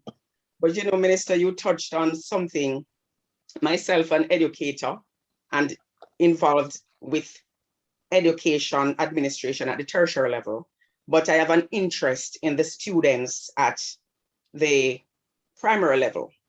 And more so at that early childhood level in the primary school, grade 1 to 3 is a part of the primary. And the area you touched on, the matter of values and attitudes, it could easily well be lost in all that you said, because of the COVID being such a main thing. But I want to say that, I have been working in St. Catherine and having to interact ever so often with principals and teachers and guidance counselors. And there is the consistent challenge of the lacking in values and attitudes amidst all that is happening. And so I believe it is very important that, and commendable that it is a part of all that we are going to try to do. Out of my work with teachers, schools across St. Catherine, primary level schools, and my interaction, I wrote some books. They're actually called, the books are called the Obedient Cow series. Book 1 is called The Value of Obedience. Book 2 is Kindness. Book 3, The Value of Working, The Joy of Working Together. Book 4 is Honesty, the Best Policy. And book 5 is The Power of Love. These are books that I have been, sharing with the principals throughout and saying, boy, based on all that they are saying. And when they read them through, I mean, I'd love an opportunity just for you to see the comments, the appropriateness of it and the extent to which, there's so many other principals that I've had to deal with. Like, yes, Pauline, you have it and say it's grade 1 to 3, but really and truly all the grades need to really interact with these books because the stories are really bringing that out, just to really remind the children of these things in the midst of all that is happening. And I was also a part of a 2-member team that did some work just recently on what has been happening in schools pre-COVID and currently what now and so. And these things, the matter of the lacking in the values and attitudes come out, continue to come out. And so I just want to say that, I'm very happy that you made mention of that, and to say that, it's good if we could, reach out, find ways. Those persons who have purchased the books or try to get access to them, who have asked me for copies, they read them to the students online as well. And so I really just using the opportunity to say, this is it. And to, get an opportunity just for you to perhaps see these books and to give me a feedback. What do you think? It'd be interesting to hear your thoughts on that. All right. I'm sure that Mr. Cargill would take that on to ensure that we connect and I get to see those books. Thank you very much. All right. Okay, Ms. Gregory, if you share with me, then I will get it to the minister. Minister, I know there's one burning question they are insisting we ask on YouTube, is if they want email address for the diaspora office. I'm not sure if you have that. You faded out. Dwayne. President Dwayne, you faded out. I'm sorry. Right, they were asking about an email address for the diaspora office. And I'm saying, I don't know if you have that, or we would have to refer them to Ministry of Foreign Affairs. Right, exactly. We'd have to get it from the Ministry of Foreign Affairs, Foreign Trade. So maybe we suggest that if you go to the Ministry of Foreign Affairs website, then that information could be provided. All right, Minister, I know a number of persons still want to ask questions, but we know there is a time constraint. I don't know what you would like to do. Okay, I can take a couple more, but I would have to leave at about 8:15. Okay, great. Members of North St. Andrew, I know we have come to the end of our meeting time. Can I get a motion for an extension of about 15 minutes? Director Jason, move the motion for additional time needed. Thank you. A seconder? Seconded by Director Kenton. Thank you. All in favor? Aye. Aye. Aye. Any opposers? Okay, thank you. So, Direct PD Kingsley, DP Kingsley, you have a question. Go ahead. Oh, yes, President, through you to the Minister. Minister, this afternoon I heard a news item, something to the effect that there was a school in St. Catherine that was taking applications for face-to-face classes. The principal was questioned by a news reporter whether or not he had gotten permission from the ministry for this. And he said, no, he had gotten permission from his board. Do you know of the instance, and what's the ministry's policy in those regards? Yes, we are aware of the situation. The ministry's policy right now is that, again, given where we are in the pandemic, given our positivity rate or high positivity rate, given our low rate of vaccination, we've been very cautious in terms of opening up our schools again to face-to-face. And so we would not have expected, any of our schools other than the grades, the fifth formers and the sixth formers that we've given permission to attend their schools and to do certain activities at school. So our chief education officer, I'm sure, would have spoken with the principal to let them know that what they're doing is in contravention to the directives of the Ministry of Education, Youth and Information, and that of the Ministry of Health and Wellness. Thank you, Minister. The final one is from Chairman Stephen. Are there any plans in place to strengthen early childhood education in Jamaica? Absolutely. And thank you for bringing in that question. So in our early childhood sector, over the years, the government would have spent a lot of resources to put in the proper governance structure there. And so you'd see we have the Early Childhood Commission that has stakeholders on the commission from, across a wide cross section of Jamaicans. There is an executive director that manages the daily affairs of the early childhood sector. And we have a proliferation of basic schools across Jamaica, and we also have infant schools. So let me tell you what the distinction is. Our basic schools are those private schools that private individuals start and run. So the basic school that you know down the street that, Mrs. Brown took over from her mother, who took over from her mother, and she's been running it out of her living room. Those are basic schools. They are private entities, and we have several thousands of those all across Jamaica. The government started an effort some time ago to modernize the early childhood sector, meaning to encourage infant schools, to build out infant schools, to have those infant schools aligned with a primary school so that the children would transition seamlessly into primary schools. We've been doing that. We've been, creating these infant schools. We've been transitioning some of the basic schools, but we're still a far way in terms of doing that transition in that sector. And the reason we're on this path is that once the government establishes an infant school, then it's the government's responsibility. And in those schools, you will find trained practitioners, as opposed to if you go to a basic school that's a privately run entity, you might not find trained practitioners there. It's going to require, just a lot of investments to do that because there are so many basic schools.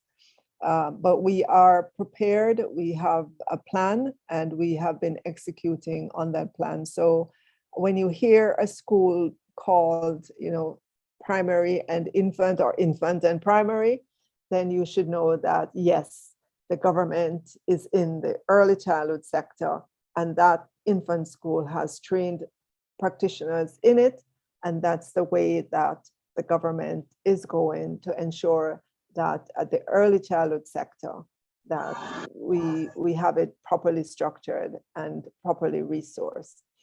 Let me add as well that 2 or 3 years ago, the age 4 assessment was introduced into the early childhood sector.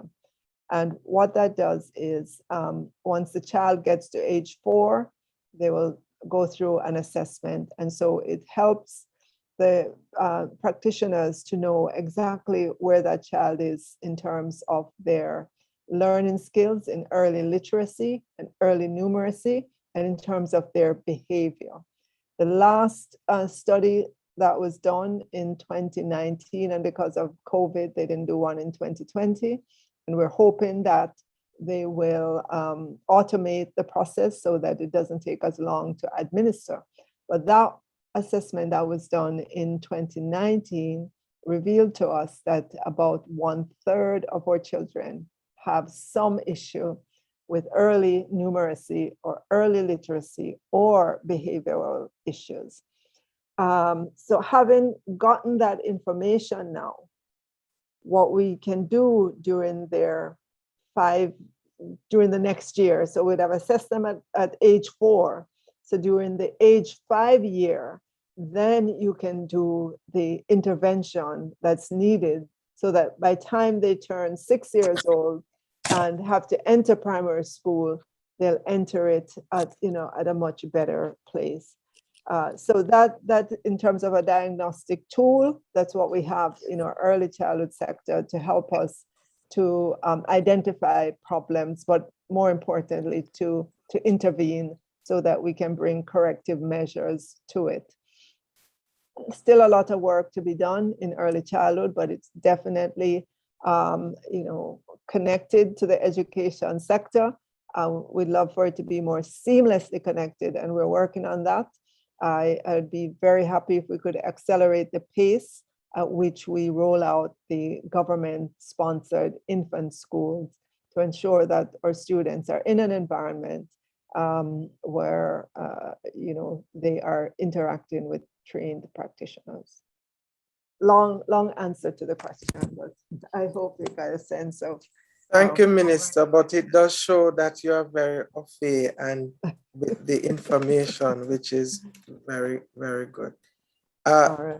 Minister, we certainly want to thank you so much for your engaging presentation and your time spent with us. This evening, I'm going to ask immediate past President Michael Powell to do the vote of thanks and to present you with a short, small token. Virtual, but we'll get it to you. Okay, thank you. Thank you, IPP. Good evening, Minister. Good evening. Thank you. It's good to see you again. It's been a while, but we want to thank you very much for taking the time to be here with us this evening. I listened intensively to your presentation, and I'm very heartened by the presentation. As a Kiwanis club, we're focused a lot on the children because we're particularly interested in making the world better, one child, one community at a time. It's very important that we get this type of understanding and appreciation from our Minister of Education that there is so much that is being done for it to make sure that the future of our children is secure. And so I'm very heartened, and I appreciate and would like to thank you for the presentation. I'm very heartened by, thank you very much for enlightening me on the difference between basic and infant schools. That's something that I had not known. I knew of basic school and I knew of infant schools, but I didn't appreciate the difference between both. And so I thank you for that. I'm very appreciative of a lot of what you said in terms of the tablet distribution, because I think that's very important and critical to the development of our children, particularly at the early childhood stage. And I'm very heartened by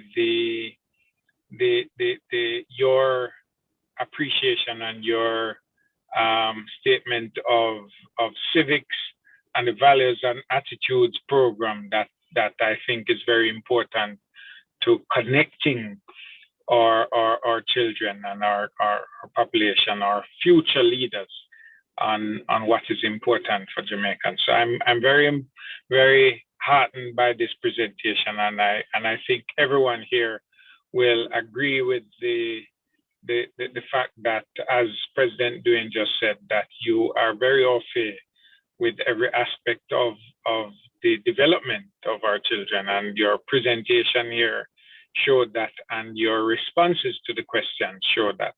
So we would like to thank you very much. And on behalf, President Dwayne, would you want to show the minister what she will physically get, even though we have it just virtually at the moment, that she will have as a presentation on behalf of the club, on behalf of the men of the Kiwanis Club of North St. Andrew, our appreciation for this very wonderful presentation that you've given to us this evening. President Dwayne, you have the, I want to share it. I'm not in a position to share, so I wouldn't be able to share unless I'm going to Minister. Sure, I'm not sure. I can't even see if I'm sure. Yes. Yes, I'm seeing it. Thank you. Thank you. Yes. All right. So thank you Thank very you so much. much.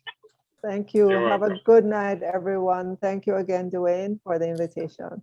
Thank you, Minister. And certainly the Kiwanis Club of North St. Andrew is committed to supporting the ministry in its effort to develop and nurture the young minds and the children of Jamaica. And we thank you very much and congratulate you on Thank your you. appointment as minister. Thank you. Thank you. Good night, everyone. Thank you, Minister. Yeah.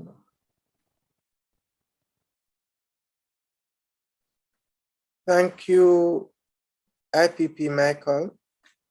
I know I've seen some announcements in the chat, so we'll quickly go through those. If you have not yet submitted those, you can do so. So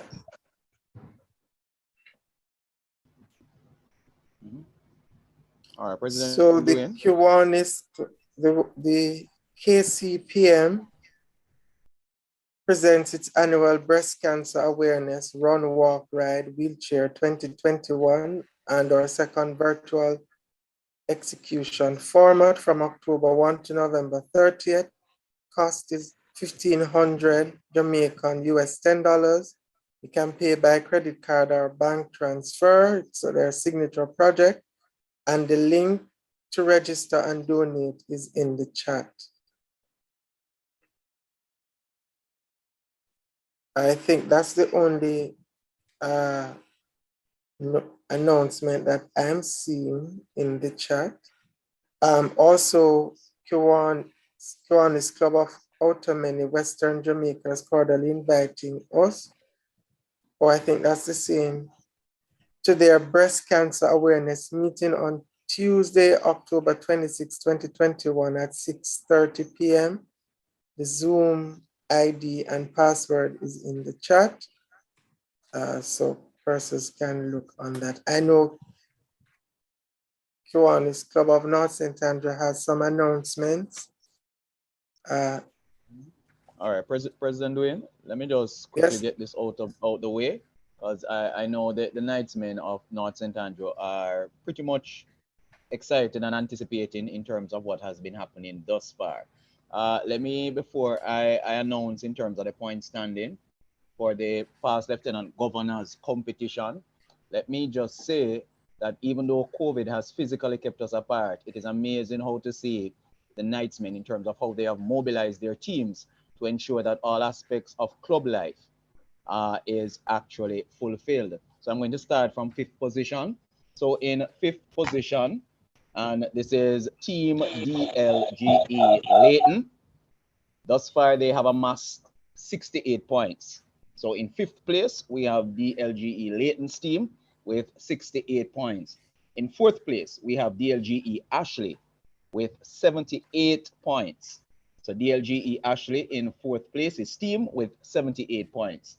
In 3rd place, we have DLGE Ozzy, and his team has amassed 108 points thus far. So in 3rd place, DLGE Ozzy, his team 108 points. In 2nd place, we have DLG Dog, and his team has amassed 136 points. So for tonight, and I figure more or less that come next week, we are going to have another change in the guards. We have in first place PLG Llewellyn's team, and they have amassed 149 points. So hopefully come next week, we have in terms of a change in the guards as it relates to position. So congrats PLG team, Llewellyn's team, and for the others, please catch up and take the lead. Over to you, Prez. Rush, can I go through with the one-day report? Thank you. Go ahead. All right, thank you, President Dwayne for the Kiwanis. Okay, come this Saturday, the 23rd of October, our club will be partnering with the UA Circle K and the Clancarty Builders Club in the Kiwanis one-day project. And by now, you'd have all seen the flag and the coordinating instructions outlining all aspects of the project. We have gotten approval from the DRMA authority for us to have a maximum of 50 members across the 3 groups. On the day, we will be planting and labeling a total of 12 fruit trees and also unveiling permanent signage at the school. We'll be working over a 3-hour period starting at 7:30 through to 10:30. The project will be visited by Lieutenant Governor Rosie and her team, all being well, the sponsors. That will be Lasker Foundation and Food for the Poor. And if all things even go better, the Minister of the Environment should be in attendance. And in light of the fact that all members will not be able to be present, the committee will be YouTubing the project.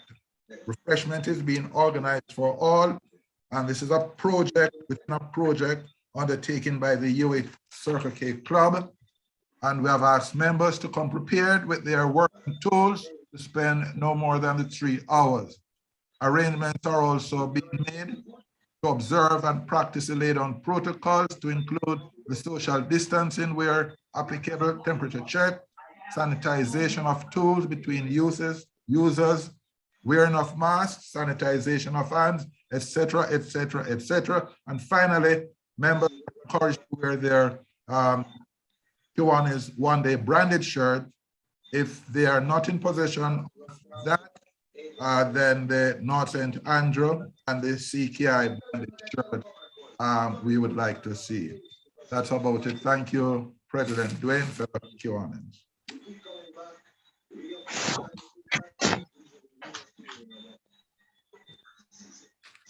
Thank you, DP Night, Barry. President Dwayne. President Dwayne. Aye, night, President Dwayne. Okay, go ahead, Chairman Dwayne. Chairman Dwayne here. So we will be having our first church service for the administrative year on Sunday. This will be held at Franklin Town New Testament Church of God, and all links to the service will be out tomorrow, so persons can join on YouTube and also on WhatsApp for a small number. Thank you, Chairman, President. All right, thank you, Chairman Dwayne. Sergeant, I know time has been well spent. You're coming to us now.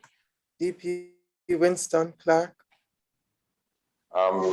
President, understandable, we are out of time, so I'll delay my charges for next week, and I'm putting you on guard, President, to allot some time so that I can charge these men fairly and squarely next Thursday. Okay, DP Winston, thank you. So we'll take note of all persons who are online. DP Paulette, your Divisional Secretary, you want to say something? I'm acknowledging you. Welcome. Thank you, President Dwayne. I'm just very good meeting it was, and we look forward to how our SLP programs and our Kiwanian families can work with the Ministry of Education to continue to promote and engage our children in safer learning environment so that every child can learn, because we know every child shall learn. So thank you, President Dwayne. Thank you very much. Thank you. Our thought for the week and benediction, LGEU.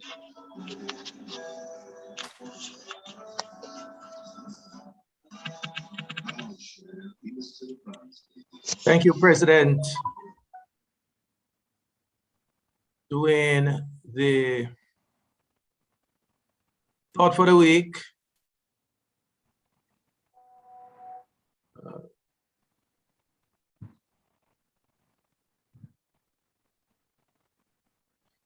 Is taken from Marcus Garvey. I have come across so many weaklings who profess to be leaders, and in the test I have found them but slaves of a nobler class. They perform the will of their masters without question. So we will now have the benediction. The Lord bless and keep us. The Lord make his face to shine upon us and be gracious unto us. The Lord lift up his countenance upon us and give us his peace this day and forevermore. Amen. Amen. Thank you, LG. Read. Amen. Okay, this meeting of the Kiwanis Club of North St. Andrew, the third in 52, is now terminated. Have a good evening, everyone. Good night. President, good meeting. Thank you all for joining. Good evening, Chris. Lovely meeting. I thoroughly enjoyed it. Lovely meeting. Great A meeting. lovely meeting. Thank you, everyone. Great meeting. Great meeting. Great meeting. Lovely message from the minister. Thank you, President-elect. No? She was on point. Yes. And I love the thought for the week. Yes, so please follow us on Instagram and on Facebook. We post a thought from Marcus Garvey every day. That's the 21 message. So there are 20 others, and through our President's Committee, we have a message every day. Happy that you like it. It's important. Great meeting, President Wayne. Excellent meeting, great information, and looking Thank you, forward DP to seeing you Sandy. on Saturday. Looking forward to an excellent KOD project. Yes, I think so. I have seen some going around already done.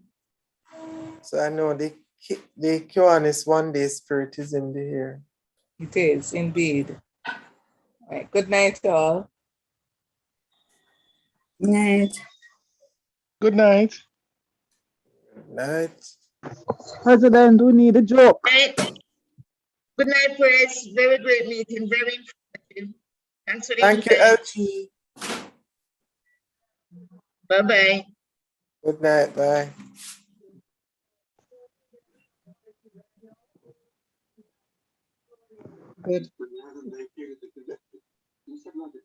Good night, everyone. President Dwayne. Good night, DLG Gerthlin. How are I'd like you? to remind you that it's not only, we still have 5 divisions in Jamaica, and I'm from 23 East. So if you do not send 23 East your link, your meeting link, I will not be able to join you. I had to beg somebody from 23 Central to send me the link. I hope really? it's not meant that you're ignoring us from 23 East.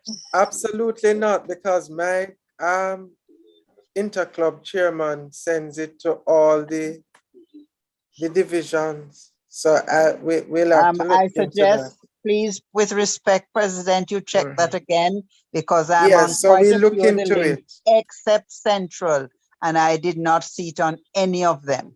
Okay, I will look into it. And I'll see. IPP Michael, no, he's to send me the link individual, so I don't know why he has stopped.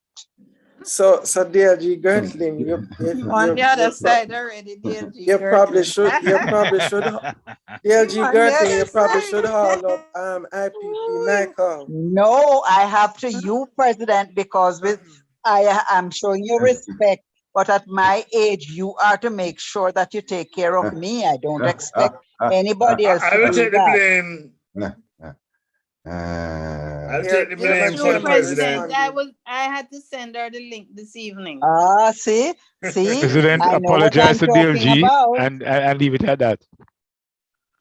So I am going to watch and see what is going to happen for next week. I have been joining your meeting every week, and I had to late this afternoon ask. As a matter of fact, it was probably nearly evening. It was still afternoon. If you do, you have the link in a conversation, because nowhere could I find it. Okay, DLG we Gertling, look into that. he said that he knows that you're in the meeting, so you were welcome. And that you're an honorary Listen to member. Kenton, don't draw red herring across my trade. And I yield You can't teach an old dog tricks. and you're an honorary member. Of course. I was printed in the newspaper from the Women's Center as a member of North St. Andrew. Of course. And if you like, go you check the are. archives at the Gleaner. Of course. That is why you were recognized, even though we didn't see a DLG Gertling. Yeah. I had 2 meetings before that, so. Well, you were recognized because we know that you're always at the meeting. So even though we didn't see, we know that you were there. It's all right. I thought your mouth was zipped. DLG, Well, I my kept it most zipped. charming sister, how are you? It's all right. Fire need Never to mind. fire up him team, man. Him team a come last. The race is not It's for the okay. swift, DLG, EPAM. You see, I'm never known for covering up my mouth. I always say that speak the truth and speak it ever. So you will have to forgive me. Okay, DLG. Tell DLG them, Lady G. Tell them as it is.